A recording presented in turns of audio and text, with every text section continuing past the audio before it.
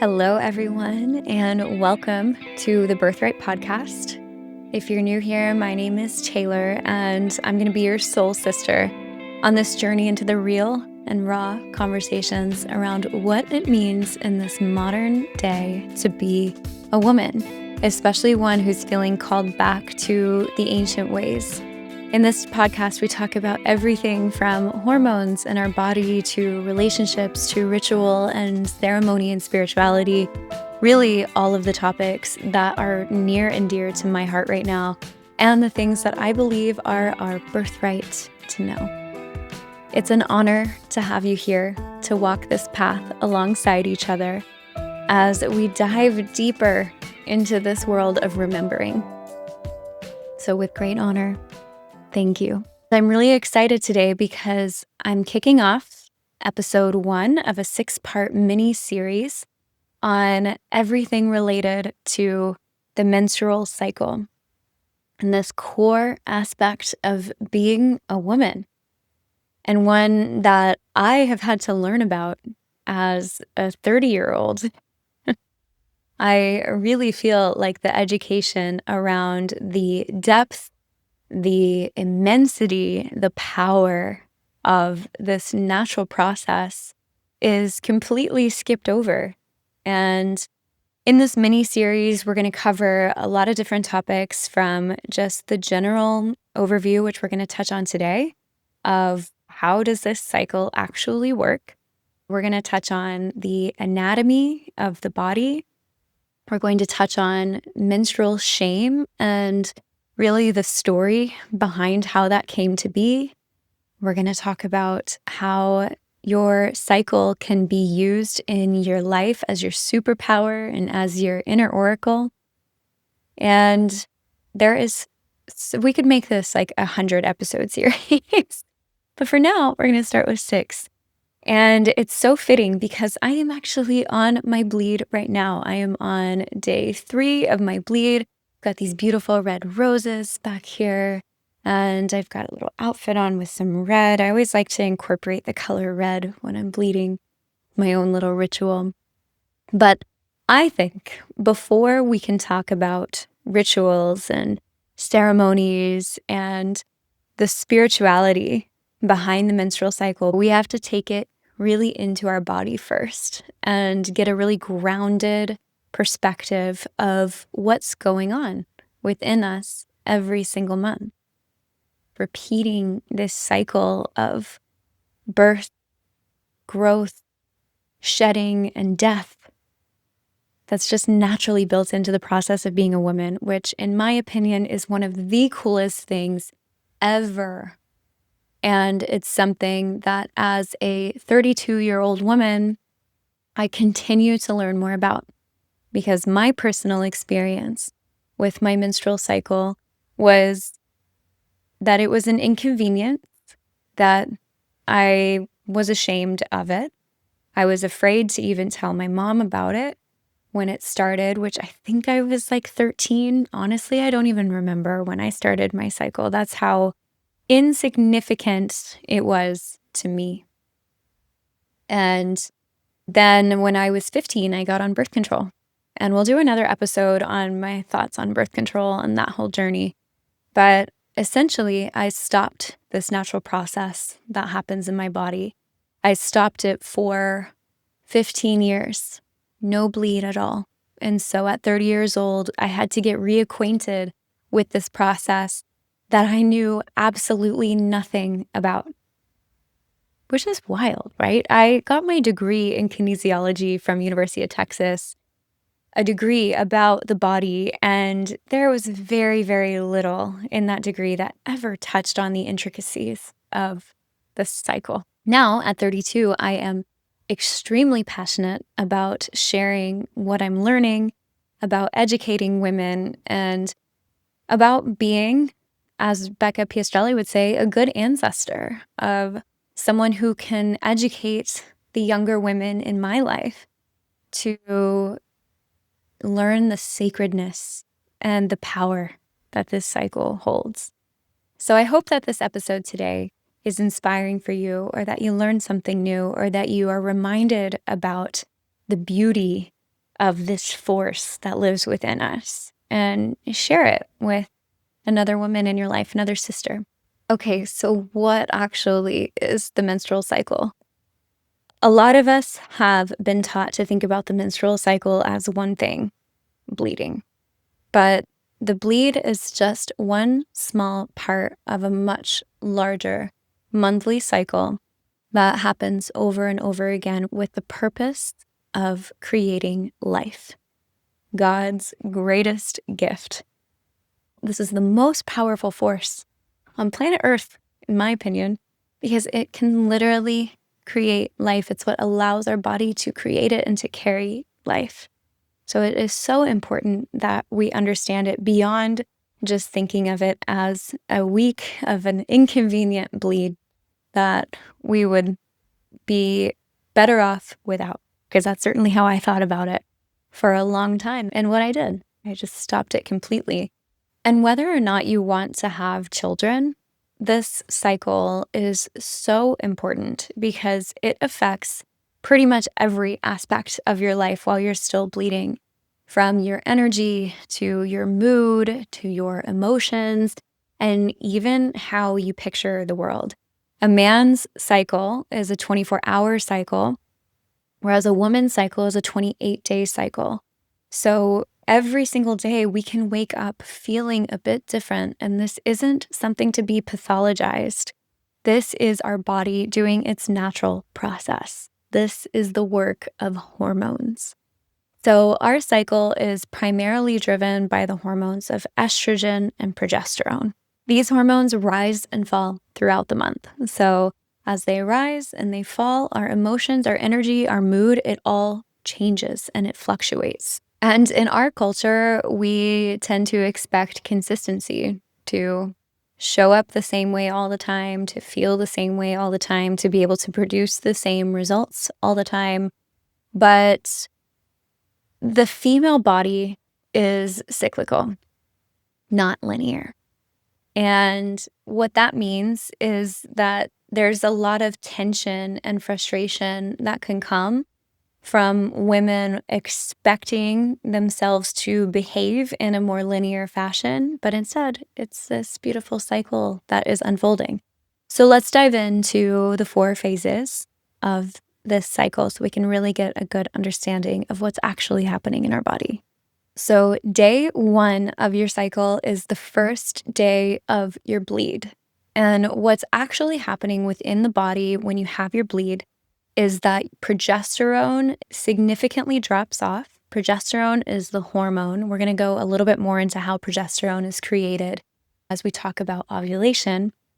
But all of that progesterone starts to drop off, which is signaling to the body that there is no egg that has been fertilized. The body is not pregnant. The uterine lining no longer needs to be that warm, cozy home that the body was preparing for a baby for. So that decline in progesterone triggers that we can get rid of that lining. We don't need it anymore. We're not pregnant, so we'll shed it, and that's where our bleed comes in. Our bleed can be anywhere from 3 to 5 days. And there's a lot of information that you can learn from your bleed. Your bleed is definitely a health indicator. So observing things like the color of the blood, the amount of the menstrual blood that is coming out, and observing your body's symptoms and really tapping into how do you feel typically during your menstrual cycle. The menstrual phase of the cycle is associated with winter. So we can think of the 4 phases of the cycle in parallel to the 4 seasons. So when we're bleeding, it's our inner winter. This is when our estrogen and progesterone hormones are at their absolute lowest. And we might feel really internal, like we want to go into a cave, create a beautiful little nest for ourselves and not leave for a while. It's where we go to really shed anything from the last month that is no longer serving us and that we don't want to bring with us into the next phase of the cycle. So I look at this time as really one of planting the seeds and taking time to slow down for reflection and introspection on what happened over the last month. And then those seeds that I'm dropping down are going to get to grow during spring. So it's really important that we don't push during this time, that we're not overexerting our bodies, that we're not overbooking our calendar, that we're creating the time and space to really nurture this process of shedding. And one thing that I've done is actually create a little retreat for myself and book a solo stay at an Airbnb nearby as my little womb vacation, just to nurture myself and rest and be in silence without any influence from the outside world, turning off my phone and doing a lot of writing. And I have just found that to be so incredibly powerful. And when it comes to the actual menstrual blood itself, I heard something really beautiful from one of my teachers a few weeks ago. And she was talking about how the blood is made up of your uterine lining, which was all of these nourishing components that your body was building to be the literal home of growing life. The menstrual blood is not this toxic waste. The menstrual blood is rich with nutrients. And I love that reframe. And maybe you've heard of people who are pouring their moon blood in their plants and seeing their plants thrive, and or giving it back to the earth, because this is the only blood that is shed without violence or injury. How wild is that to think about? That this is the only time that we ever see blood in that way, in such a pure form, coming from a place of creating life versus taking down life. There is a saying that when all women start giving their blood back to the earth, that all wars will stop, because the earth is receiving that blood right now through violence. So just food for thought and something to consider. So while the menstrual phase is one of going inward, resting, stillness, and simplicity, the follicular phase is where we start to bloom. This is known as our inner spring. In this phase of our cycle, we're going to notice some estrogen surging. And I like to think of estrogen as my hype girl. So when estrogen comes onto the scene, we start feeling more creative, more active, more outwardly focused instead of being so inward and reflective. So estrogen is flooding in, but also what is happening during this time is follicle stimulating hormone is being released from your pituitary gland and is traveling down to your ovaries and stimulating the follicles to mature. Each follicle contains one egg, which, how does that egg actually make it down into the uterus? Well, this is when we start talking about ovulation and moving into that next phase. So just to recap, the follicular phase is our inner spring. It's characterized by an increase in estrogen, that outward creativity, wanting to be social, and really just shine. And the follicular phase lasts anywhere up to 14 or 15 days. And then this is when ovulation comes. So the follicle stimulating hormone comes down and it causes the maturation of several different follicles. And then luteinizing hormone, or LH, is another hormone secreted by the pituitary gland in our brain. It travels down and it actually chooses one lucky follicle, and it brings that egg to full maturation. It bursts the follicle and the egg travels down into the uterus. Fascinating. During ovulation, we call this our inner summer. So this is really when you're shining your most. You might notice that your libido, your sex drive is highest at this point, and it's like that for a reason, because we're built to reproduce and to procreate. And so this is the body's unique and powerful intelligence telling you that your body is now ready to create life, So now, as the egg waits to be fertilized, what happens next is, remember the follicle that I mentioned bursts inside of the ovary to release the egg? What is fascinating is that follicle actually turns into an entirely different structure called the corpus luteum. So the corpus luteum is made from the follicle that egg came from. And what the corpus luteum does, it's a very, very important role, is it produces progesterone. So progesterone is a hormone of relaxation. It's actually considered to be a mild sedative. And remember how I said that estrogen was our hype girl? Well, progesterone is our chill girl. And so this brings us into our luteal phase. So this is the fourth phase of the cycle. And this is our inner autumn or fall. So this is a time where our body is signaling to us to slow down, to start resting after all of that outward expression and creativity and socializing, and really come back into the self. Because what's happening is that progesterone, you get a pretty big spike of progesterone, which is what's helping to build your uterine lining.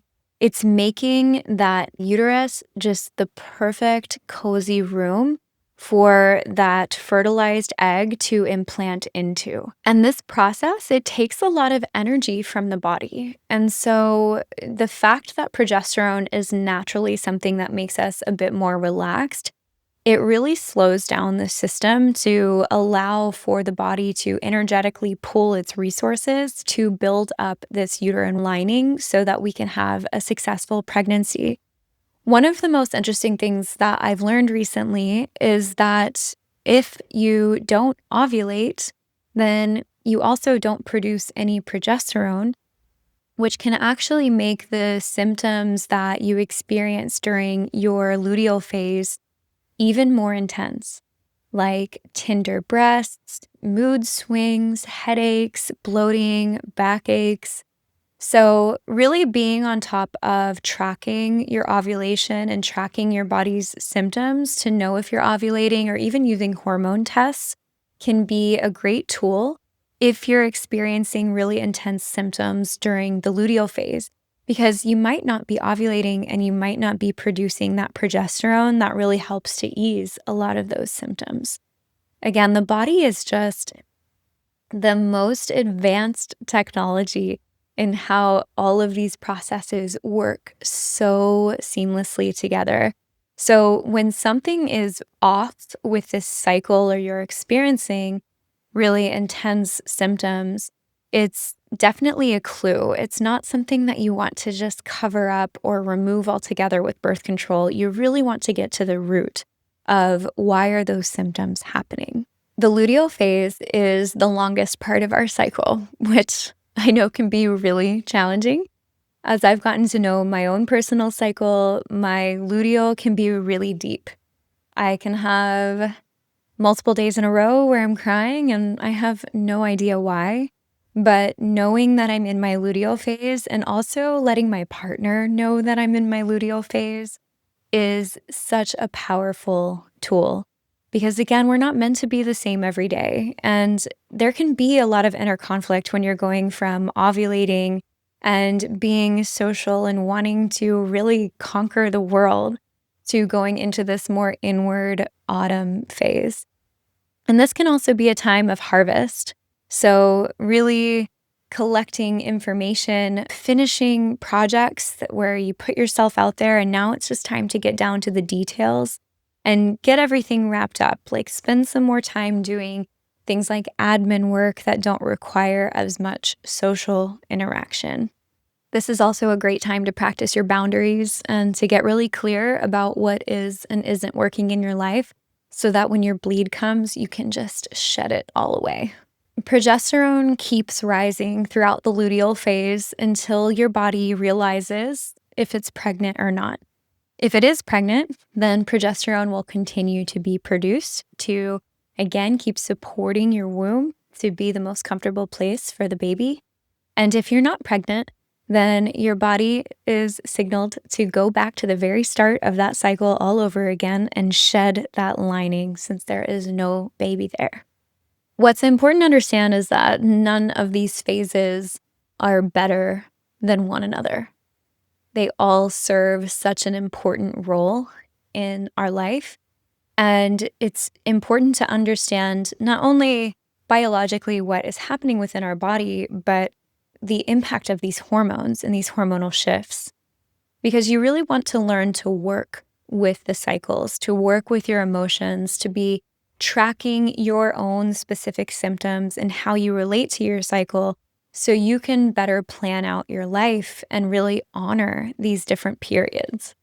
Honestly, since I've started tracking my cycle and learning all of this about myself, I have felt a huge sense of relief, of knowing that there's nothing wrong with me, that just because I wake up one day feeling really, really down and sad and depressed, that it doesn't characterize my whole life and who I am. I can usually just think of or look at my app and see what day of my cycle I'm on and be like, oh, it makes total sense. I'm on day 28 of my cycle and it feels like the world could end right now. My luteal phase can be really intense sometimes. I don't know if you can relate. But my intention of this episode was just to help you understand that your body moves like seasons and to really be honoring that as much as you can. There's so many other ways that you can look up online about how to sync with your cycle. You can sync your workouts, you can sync your diet, you can sync your actual work and plan out your social calendar and your social schedule based on your cycle. One thing that I do is I actually put in my Google Calendar because I am a quadruple Virgo and I live and die by my Google Calendar. But I put in there in big red of when my bleed is going to be. So I call it my sacred bleed time and I block off those days. And then I also block off my ovulation days because I know that these are great times to plan things like workshops, retreats, big social gatherings, hosting people for dinner. I know that my energy is going to be so much more supported to plan that during my ovulation than to plan it in my luteal or when I'm bleeding, which those days I really try my best to keep sacred. I'm having a great bleed this month, though, feeling like doing a podcast and putting myself out there. You know, it's not a one size fits all, but it's important to just get to know your cycle and how it is unique to you. Other ways of tracking your cycle, I wear an aura ring. And this gives me my basal body temperature, which is a great indicator of when ovulation occurs and also for when your period's going to start, because your body temperature drops on the day that you're going to start your bleed. So this syncs up with the Natural Cycles app, which I will include a link for in the show notes if you're interested in looking into the Natural Cycles app for tracking. I love tracking all of my symptoms in that app as well. So the days that I get headaches or if I have breast tenderness or bloating, because I can really start seeing patterns and understanding that this is my body's process. There's so much wisdom that lives within the body and within the cycle. So when we learn to speak that language, you will be amazed at the power of insourcing versus outsourcing the answers to some of your biggest questions. I hope that you enjoyed today's episode and that you learned maybe something new or it sparked a new idea for you for where you're at in your cycle. And stay tuned because this will be an entire mini series diving in to everything about the cycle and being a woman. Thank you so much for being here. It's always such a joy to come on here and just get to chat. I love talking about this stuff. May you all be so blessed on your journey wherever you're at in your cycle right now, just honoring that. Thank you, sister.